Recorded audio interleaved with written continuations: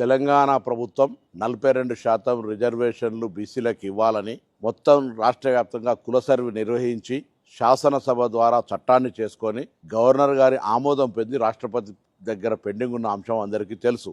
ఈ సందర్భంలో మార్చి 30 నాడు పోయిన బిల్లులు ఇప్పటికీ ఆమోదింపబడకపోవడంతో రాష్ట్ర ప్రభుత్వం ఒకవైపు 2 సంవత్సరాల నుంచి గ్రామ పంచాయతీ స్థానిక సంస్థల ఎన్నికలు లేక కేంద్రం నుంచి నిధులు రాకపోయినప్పటికీ 42% తోటే రిజర్వేషన్లు సాధించాలి అనే ఆలోచనతో రాష్ట్ర ప్రభుత్వం అన్ని రకాల చర్యలు తీసుకుంటుంది.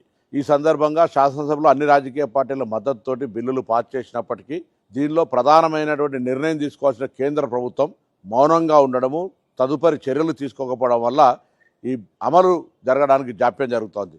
న్యాయస్థానాల్లో కూడా పోరాటం చేస్తూ ఉన్నాం. రేపు హైకోర్టులో కూడా అఫిడవిట్ దాఖలు చేస్తాం. అన్ని రకాల పోరాటం జరిగే సందర్భంగా తెలంగాణలో ఉన్నటువంటి బలహీన వర్గాల నాయకత్వం అంతా కూడా జాయింట్ యాక్షన్ కమిటీగా ఏర్పడి అటు మాదిగ దండోరా, మాలా మహానాడు, అన్ని బీసీ సంఘాలు, పెద్ద పెద్ద బీసీ నాయకులంతా కూడా ఐక్య సమితికి ఏర్పడి ఈరోజు బంద్ పిలిపిస్తా ఉన్నారు. వారికి అభినందనలు. ప్రజలు కూడా అందరూ సహకరిస్తా ఉన్నారు. తెలంగాణ రాష్ట్ర వ్యాప్తంగా బంద్ శాంతియుతంగా జరుగుతూ ఉంది. రవాణా శాఖ పక్షాన అన్ని రాజకీయ పార్టీల విజ్ఞప్తి మేరకు బస్సులు కూడా అన్ని కూడా బంద్ చేసుకోవడం జరిగింది. ప్రజలకు కొద్దిగా అసౌకర్యమైనప్పటికీ కూడా బంద్ ప్రభుత్వాలపై ప్రభావం పడడానికి, ముఖ్యంగా ఎక్కడైతే కేంద్రంలో పెండింగులు ఉందో ఈ రాష్ట్రం నుంచి ప్రాతినిధ్యం వహిస్తున్న కిషన్ రెడ్డి గారు కానీ, బండి సంజయ్ గారు కానీ, భారతీయ జనతా పార్టీ ఎంపీలంతా తెలంగాణ బలహీన వర్గాల, తెలంగాణ ప్రజల ఆకాంక్షను కేంద్రానికి చెప్పే ప్రయత్నం చేయండి. రిజర్వేషన్లు ఈ దేశంలో తొలి రాష్ట్రంగా తెలంగాణ నమోదై బలహీన వర్గాలకు న్యాయం చేసిన రాష్ట్రంగా ఉండే అవకాశాన్ని మీ నాయకత్వంలో ఇచ్చే ప్రయత్నం చేయండి. లేదా తెలంగాణ ప్రజల ముందు దోషిగా నిలబడేటువంటి పరిస్థితి వస్తుంది. కాబట్టి భారతీయ జనతా పార్టీ విజ్ఞప్తి చేస్తున్నా, రాజకీయం లేదు, విమర్శ లేదు.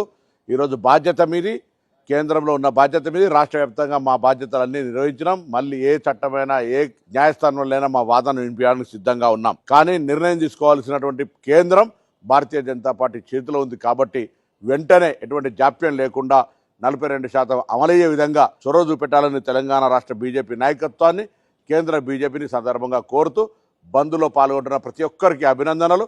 ఈ ఆకాంక్ష ఆనాటి తెలంగాణ ఉద్యమ స్ఫూర్తితోటి ఏ విధంగా అయితే జాయింట్ యాక్షన్ కమిటీగా నడిచిందో ఈ జాయింట్ యాక్షన్ కమిటీ 42% రిజర్వేషన్ సాధించేంత వరకు పోరాటం కొనసాగాలే, ముందుకు నడవాలని శుభాకాంక్షలు తెలియజేస్తూ వారందరి నాయకత్వంలో తెలంగాణ ప్రభుత్వం తప్పకుండా ప్రజాపాలన ప్రభుత్వం 42% కట్టుబడి ఉందనే మాటని